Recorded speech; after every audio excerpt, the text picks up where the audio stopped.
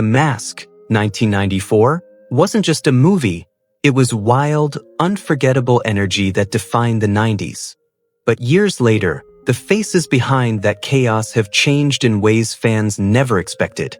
Some stayed in the spotlight, others vanished from it, and what happened after the masks came off tells a very different story. Peter Riegert stepped into The Mask with the weary focus of a detective trying to make sense of chaos. As Lieutenant Mitch Kellaway, he grounded the film's wild energy with quiet frustration and sharp authority, becoming the one face in the madness that still felt real. Even surrounded by cartoon mayhem, Riegert made the tension believable. Born April 11, 1947, in the Bronx, New York, Riegert was 47 years old during filming, already respected for his theater roots and emotionally intelligent screen work. His breakthrough came in Animal House, followed by standout performances in Local Hero and Crossing Delancey, where his understated style quietly stole scenes. In The Mask, that restraint became his strength. Off-screen, Riegert was thoughtful, literary, and deeply committed to craft, far removed from the exhausted cop he portrayed. He later expanded into directing and independent film work while remaining one of Hollywood's most dependable character actors. In 2026, at 79, Peter Riegert's career endures as proof that subtle performances often leave the deepest imprint on memory. Peter Greene entered The Mask like danger already waiting in the room. As Dorian, his cold stare and controlled menace cut through the film's neon chaos, turning cartoon energy into something genuinely threatening. The moment he took hold of the mask, the atmosphere shifted, darker, louder, unpredictable. Beneath the fantasy, Greene made audiences feel real fear. Born October 8, 1965, in Montclair, New Jersey, Greene was 29 years old when into the role, drawing from years of intense stage work and New York theater training. His raw, unpredictable screen presence later stood out in Pulp Fiction, Blue Streak, and countless crime dramas. Off-screen, however, Greene was reflective and deeply vulnerable, often speaking openly about personal struggles and recovery. Sadly, he passed away on December 12, 2025, at 66 due to gunshot wound to the left armpit. His performances remain unforgettable reminders that chaos on screen often comes from actors brave enough to reveal something real underneath it. Amy Yasbeck lit up The Mask with the sharp confidence and fast-talking energy that made Peggy Brand impossible to ignore.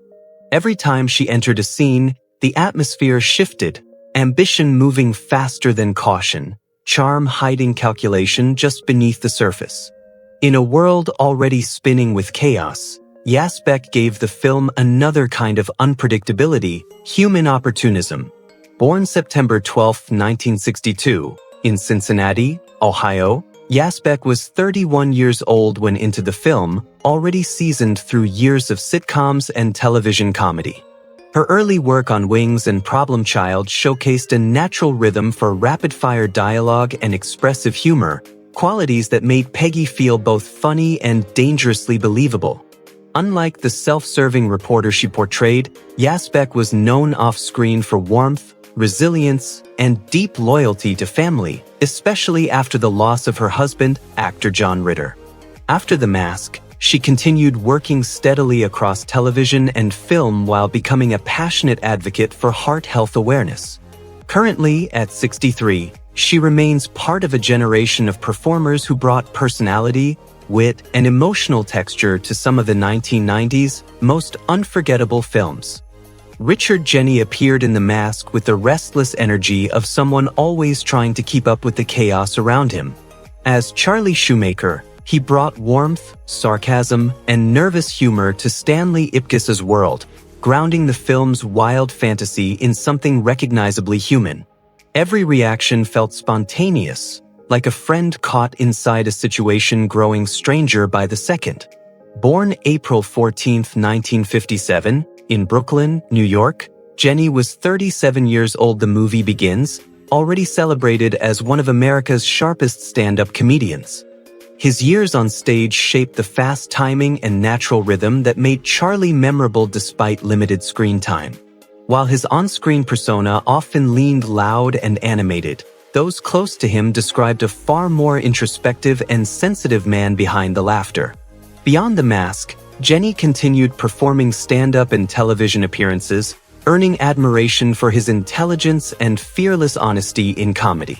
Tragically, he passed away on March 10, 2007, at 49, from a self-inflicted gunshot wound. Yet his performances still carry the same spark, a reminder that humor often comes from people fighting battles the audience never sees. Orestes Matacena entered the mask with the calm menace of a man already convinced he controlled the room. As Nico, his measured voice and cold authority gave the film a darker undercurrent beneath all the comic chaos. Even in silence, Matacena carried the weight of danger, turning simple conversations into moments filled with tension. Born August 29, 1941, in Havana, Cuba, Matacena was 52 years old when on the show, bringing decades of stage and screen experience shaped by classical theater and character-driven performances. After emigrating to the United States, he slowly built a career through persistence, appearing in projects like The Milagro Beanfield War and later Spider-Man. In The Mask, his restraint stood out against the film's explosive energy, proving how powerful controlled performances can be. Off-screen, Matacena was known for warmth, intelligence, and deep pride in his Cuban heritage, far removed from the ruthless crime boss he portrayed. Now, at 84, he remains a memorable presence from an era when character actors quietly gave fantasy films their emotional weight and realism. Tim Bagley slipped into the mask with the nervous energy of someone always one awkward moment away from disaster. As the overbearing office coworker, he helped make Stanley Ipkiss's ordinary world feel painfully familiar. Fluorescent lights, forced smiles, and quiet humiliation hiding beneath workplace comedy. Bagley understood how to make small reactions memorable. Born August 17, 1957, in Minneapolis, Minnesota, Bagley was 36 years old during filming, already sharpened by years of improv and sketch comedy training at the Groundlings in Los Angeles. His gift for subtle discomfort and precise timing made supporting characters feel unexpectedly real. While often came across intrusive and irritating, Bagley himself was known off-screen for kindness, openness, and emotional honesty, later speaking candidly about grief and personal loss. Outside the mask, he built a long career across television favorites like Will and Grace, Monk, and Grace and Frankie, becoming one of comedy's most dependable character actors. Today, at 68, Tim Bagley remains proof that even the smallest comic performances can quietly become part of people's memories forever. Reg E, Cathey brought a cool, watchful presence to the mask that lingered even in brief moments. As Freeze, one of Dorian's dangerous associates, he barely needed dialogue to create tension. A glance, a pause, the sense that violence could erupt without warning. Cathey understood how to make silence feel heavy. In a film bursting with color and chaos, he gave danger a human face. Born August 18, 1958, in Huntsville, Alabama, Cathey was 35 years old when into the film, already shaped by years of theater work and classical training at the Yale School of Drama. His commanding voice and grounded intensity later became unforgettable in The Wire, Oz, and his Emmy-winning role in House of Cards. Yet off-screen, Cathey was known for warmth, intelligence, and deep generosity toward younger actors. Besides The Mask, his career steadily grew into one of television's most respected character actor journeys, built on patience rather than celebrity.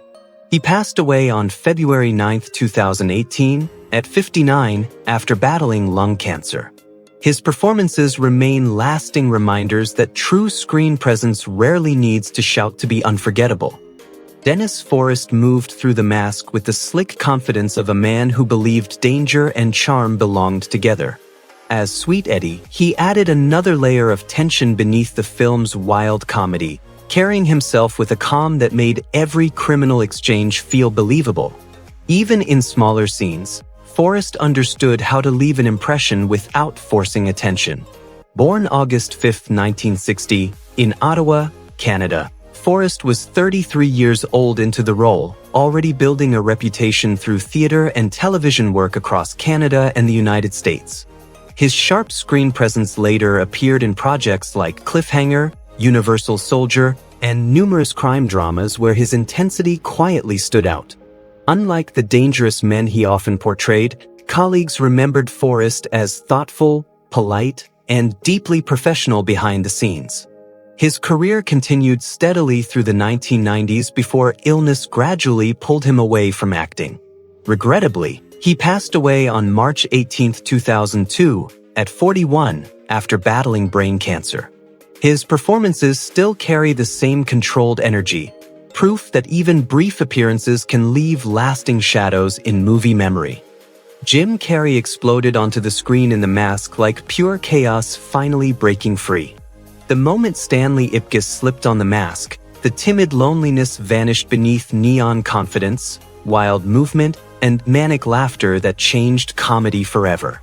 Underneath the cartoon energy, though, audiences recognized something deeply human, the dream of becoming fearless. Born January 17, 1962, in Newmarket, Ontario, Carrey was 32 years old. The movie begins, already shaped by years of stand-up clubs, financial hardship, and relentless improvisation. His elastic physical comedy and fearless commitment turned Stanley into one of the defining performances of the 1990s.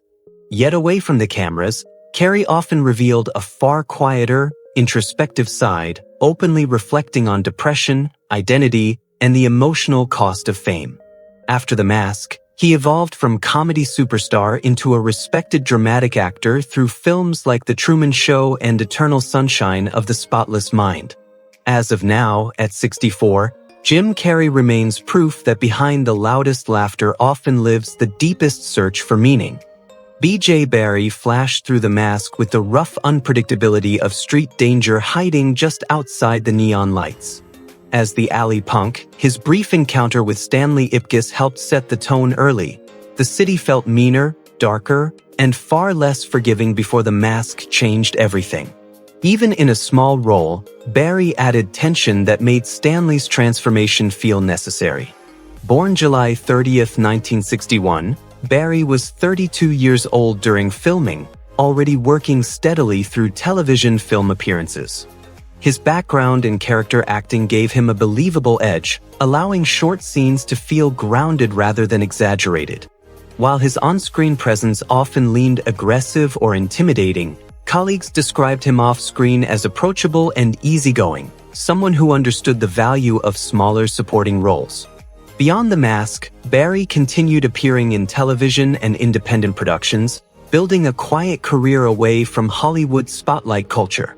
Nowadays, at 65, B.J. Barry remains part of a film remembered not only for its spectacle, but for the small performances that helped make its world feel real. Cameron Diaz walked into The Mask like the entire room had suddenly tilted toward her. As Tina Carlisle, she carried warmth, glamour, and quiet vulnerability beneath the nightclub lights, instantly becoming the emotional center of the chaos around Stanley Ipkiss. The moment she appeared singing beneath the spotlight, audiences understood why the world of The Mask suddenly felt larger, brighter, and impossible to forget. Born August 30, 1972, in San Diego, California, Diaz was just 21 years old when into the role. Coming from a successful modeling career, she stepped into Hollywood with remarkable natural confidence, balancing charisma with sincerity in a role that could have easily become superficial. Instead, Tina felt human. Off-screen, Diaz was known for humor, grounded energy, and openness far removed from the glamorous fantasy she portrayed. After The Mask, she became one of the defining stars of the late 1990s and 2000s through films like There's Something About Mary, Shrek, and Charlie's Angels. At present, at 53, Cameron Diaz remains a symbol of an era when movie stardom still felt effortless, magnetic, and real. Jolie Fisher brought a sharp, fast-moving energy to The Mask that perfectly matched the film's unpredictable rhythm. As Maggie, She moved through the newsroom chaos with confidence and quick wit, helping ground the comedy in something recognizably human. Even in smaller moments, Fisher made her presence memorable through timing, expression, and effortless charm. Born October 29, 1967, in Burbank, California, Fisher was 26 years when into the film, already shaped by a lifetime around entertainment as the daughter of singer Eddie Fisher and actress Connie Stevens. Her early experience in television and musical performance gave her a natural ease in front of the camera, allowing supporting roles to feel fully alive. While Maggie projected confidence on screen, Fisher herself often spoke openly about insecurity, family struggles, and the pressure of growing up in Hollywood. Besides, she found lasting success in sitcoms like Ellen and Till Death, becoming known for blending comedy with emotional honesty. This day, at 58, Joely Fisher remains part of a generation of performers who brought warmth and personality to the unforgettable films of the 1990s. Thank you for watching and revisiting these unforgettable memories with us. If this journey meant something to you, don't forget to like, subscribe, and share your thoughts below. Your support helps keep these stories alive for years to come.